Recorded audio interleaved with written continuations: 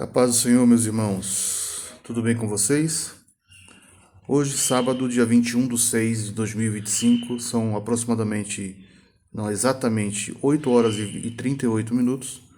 Nós vamos falar um pouquinho sobre a palavra de Deus. Amém? Eu me lembro uma vez que eu fui visitar uma igreja e lá eu ouvi um testemunho de uma criança, de um jovem, na verdade um adolescente, ou quase um adolescente. E o testemunho dele, na verdade, se deu por conta de um iPad, né? Um iPad, um tablet, alguma coisa do tipo. E ele ficou muito feliz porque ele tinha pedido a Jesus que Jesus desse para ele um tablet. E quando Jesus deu um tablet para ele, ele ficou tão gracioso, né? Que ele resolveu até contar o testemunho, né? Obviamente, muitos de nós ali rimos, né? Porque parece bobagem, né? Alguém dá um iPad ou um tablet e alguém vai lá e vou agradecer a Deus e tal pela bênção que o Senhor me deu. Mas na verdade não, né? Na verdade aquilo que é importante para nós e que a gente pede para Deus e de alguma forma o Senhor nos abençoa, essa bênção que Deus te deu é tua, não importa. Por isso que muitas vezes a gente acha que a gente só deve contar as coisas, as bênçãos que Deus nos deu quando ela é muito grande, né? Mas grande em que sentido, né? Porque para aquela criança um tablet era muito grande, a bênção para ela muito grande. Então causa estranheza talvez para algumas pessoas, falar assim, bobagem, né? A criança vai ocupar o tempo do pastor ali da igreja para falar que ganhou um tablet e veio agradecer a Deus. Mas é a benção dela, ok? É a benção dela. É aquilo que ela colocou no coração, pediu a Deus, foi um tratado dela com o Senhor e de alguma forma ela recebeu aquilo e ela resolveu agradecer a Deus, ok? Isso traz uma liçãozinha pra gente. Eu acho que é muito importante isso. As bênçãos que a gente recebe de Deus, ela é diferente um do outro, né? Para mim pode ser uma Bíblia. Falar assim, olha, eu ganhei uma Bíblia que eu tanto queria e o Senhor me deu essa bênção e eu estou muito feliz por isso. Para outros pode ser uma caneta, né? Chegar assim e falar, nossa, ganhei uma caneta que eu tanto queria. Para outro pode ser uma casa, um carro, né? Enfim, o importante é o que está no teu coração, é o que você fez para Deus, o negócio que você fez com Deus, a proposta ou propósito que você fez com o Senhor, e Deus honrou o seu pedido, né?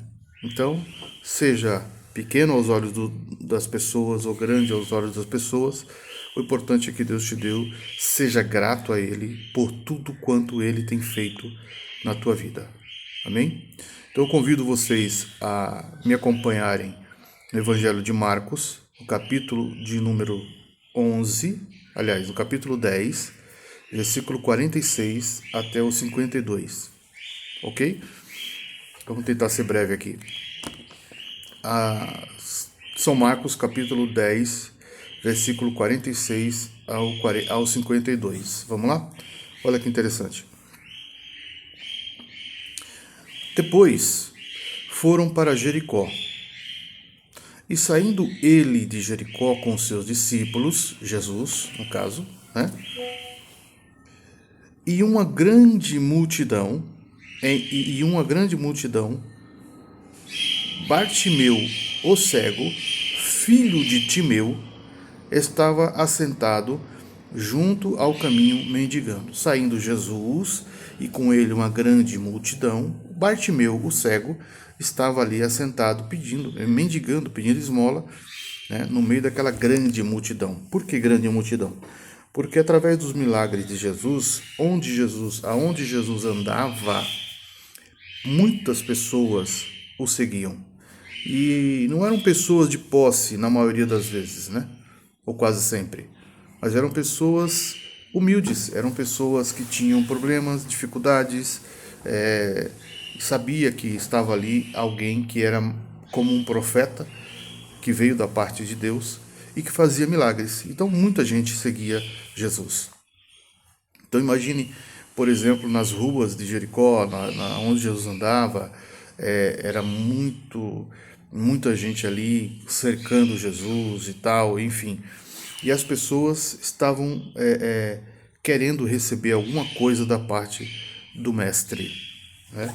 Mas estava ali um cego. A Bíblia faz questão de mencionar que no meio daquela multidão, com tantos problemas, pessoas que tinham problemas, mas a Bíblia destaca um homem que estava assentado no meio daquela multidão pedindo esmola, né? E ainda dá o nome dele, Bartimeu, o cego. E versículo 47.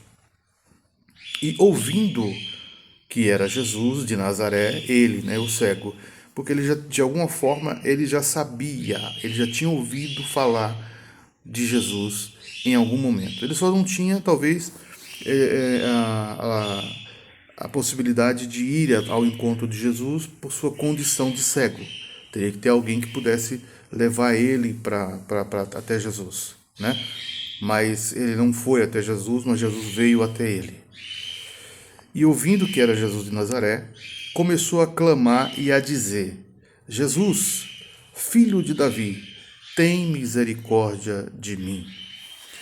Vamos imaginar, as ruas geralmente eram estreitas. Eu estive em Jerusalém, em Israel, em 2019, pude andar nas ruas de Jerusalém velha, né? E as ruas são estreitas. Eu não estive em Jericó, né? Ali, na verdade, não passei ali por perto desse evento aqui, né? Que aconteceu há muito tempo atrás. Mas geralmente são ruas estreitas, né?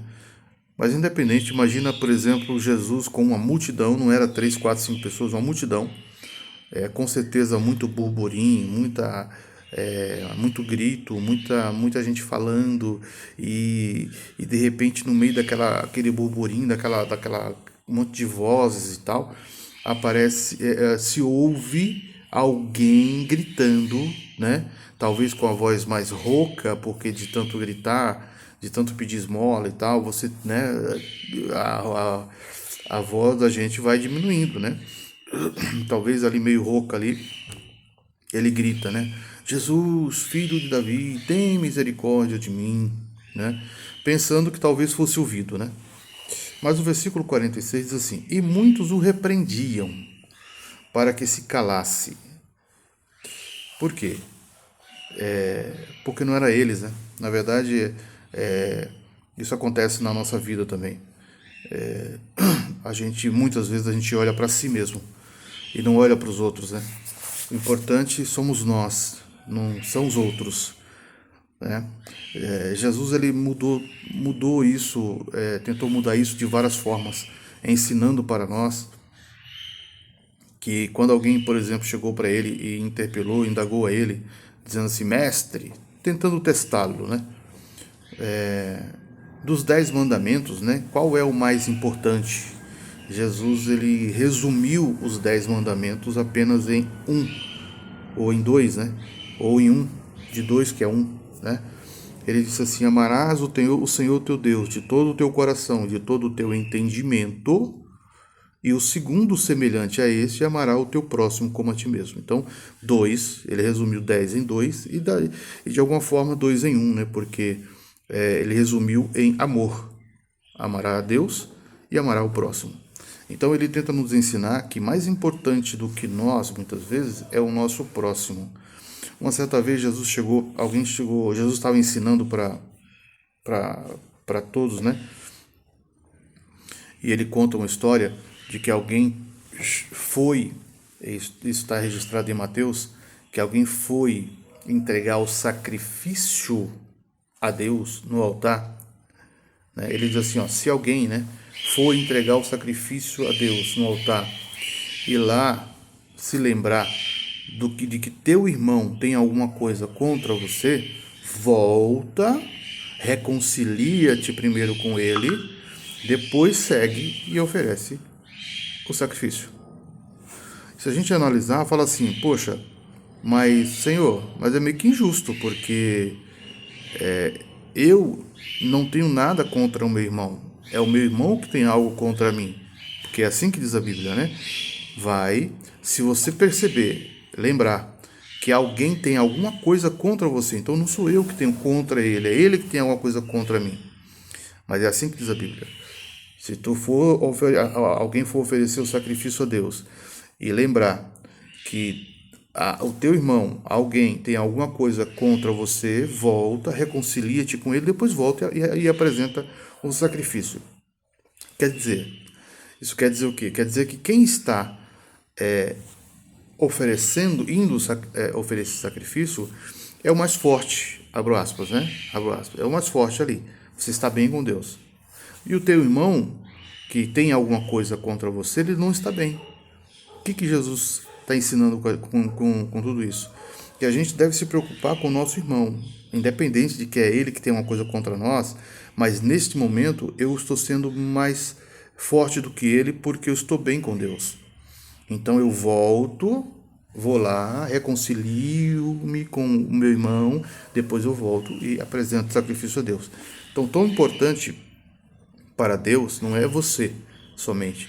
O importante para Deus é você e o seu irmão. Você e o seu irmão. O Evangelho foi criado dessa forma.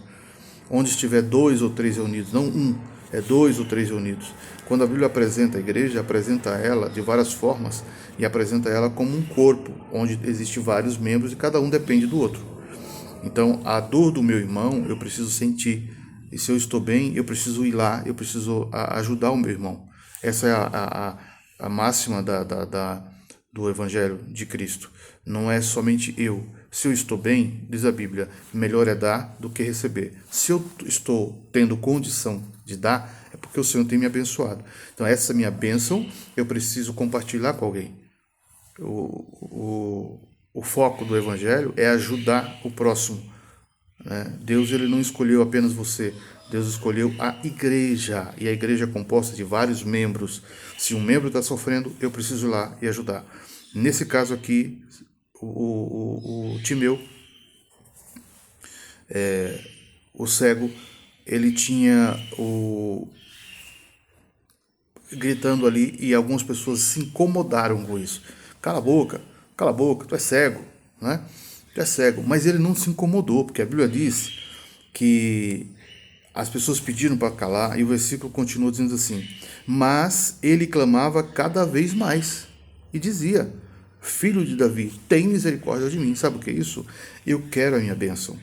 Eu reconheço que Jesus é o meu Senhor. Eu sei que Ele pode fazer, se Ele quiser. Então, os médicos já desistiram de mim. Os médicos não me dão mais solução. Mas eu creio em Jesus. Então, nada pode estar no meio para impedir você de chegar até Jesus. Eu tenho que chegar até Jesus. Porque é Ele que pode me dar a vitória. É isso que o Timeu aqui, que Bartimeu, na verdade, ele colocou no seu coração. Eu quero alcançar a minha vitória. Então ele não se importou com o que as pessoas diziam, mas ele clamava cada vez mais alto: Jesus, filho de Davi, tem misericórdia de mim. E aí, versículo 49 diz assim: e Jesus parando. Irmãos, é interessante que Jesus ele não para por qualquer coisa. Mas a Bíblia faz questão de mostrar. E Jesus parando. Jesus parou no meio da multidão. Ele ouviu a voz, porque Jesus escuta a nossa voz, seja ela pequena. Eu lembro de um irmão que disse assim: quando você não tem mais condição de gritar, você fale. Se você não tem mais condição de falar, use gemidos. Se você não tem mais condição de gemer, use sua expressão, mas de alguma forma Jesus vai te ouvir. Vai te ouvir, ok? E Jesus parando, disse que o chamassem. E chamaram o cego, dizendo-lhe, tem bom ânimo, levanta-te, que ele te chama. Aí mudou, né? Ó, levanta, ó, fica tranquilo, tá bom? Você insistiu, oh meu Deus do céu, insistiu, gritando. O mestre parou e mandou te chamar, tá bom? Tem bom ânimo. E aí, versículo 50. E ele, lançando de si a sua capa, levantou-se e foi ter com Jesus. Né? É maravilhoso. Ele lançou, jogou fora a sua capa, quer saber de capa, quer saber de nada. Foi lá, levantou e foi ter com Jesus. E Jesus, falando, disse-lhe: que queres que eu te faça? Talvez estivesse óbvio, né? Para muita gente. Alguém chegasse e falasse assim: olha, Jesus, que pergunta é essa, né? O homem é cego. É claro que ele vai querer enxergar. Por que Jesus fez uma pergunta dessa? Parece que uma pergunta retórica. Na verdade, Jesus ele pergunta assim, porque muitas vezes o que muita gente enxerga de você e acha que você vai ter aquele tipo de reação, a reação pode ser diferente. De repente, a expressão que saísse da boca desse homem seria: eu quero ter uma vida diferente, eu quero ser rico, eu quero ter. Não, não.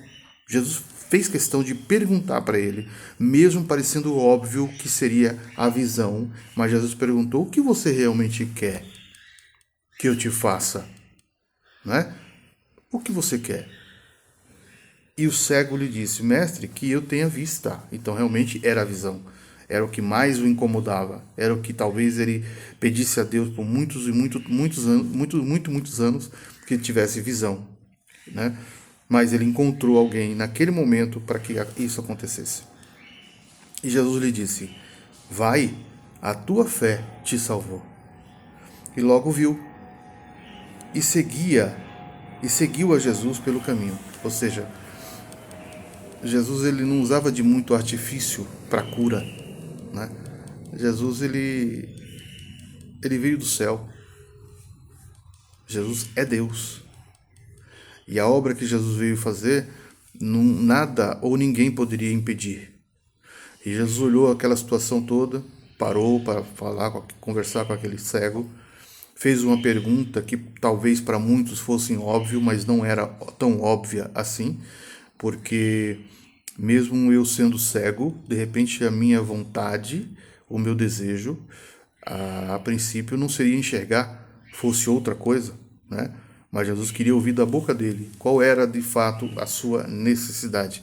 E ele fala que eu tenho vista, que eu consigo enxergar.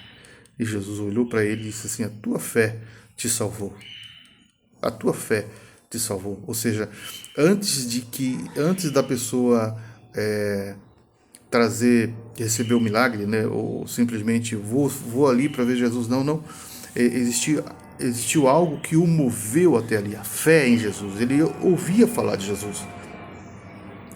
E ele, de repente, ele encontra Jesus passando pelo caminho. Então ele tinha fé que talvez se aquele Jesus passasse por ali, ele se levantaria e ia falar com Jesus, porque ele poderia dar solução para o seu problema. E trouxe solução.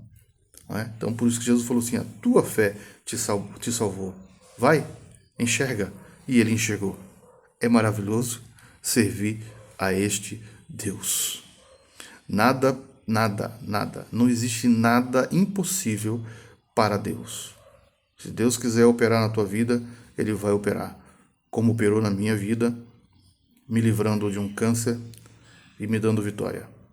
Então, tudo é possível àquele que crê. Simplesmente não se preocupe com as coisas ou os empecilhos que estejam ao teu redor. Pessoas tentando te tirar da alegria de servir a Deus. Sirva a Deus. E mesmo que Ele não te faça, mas é importante servir a Deus. Porque o maior milagre de Deus na nossa vida não é a cura, não é o que Ele possa nos dar, mas é o que Ele já nos deu, que é a vida eterna. Então, morreu, não acabou. Morreu, existe uma vida com Jesus ou sem Jesus. E com Jesus, Ele já te garantiu quando você inclinou o seu coração e recebeu a Jesus como único e suficiente Salvador. Que essas palavras possam fazer sentido na sua vida e que Deus em Cristo possa nos abençoar. Deus abençoe e até a próxima, se Deus quiser.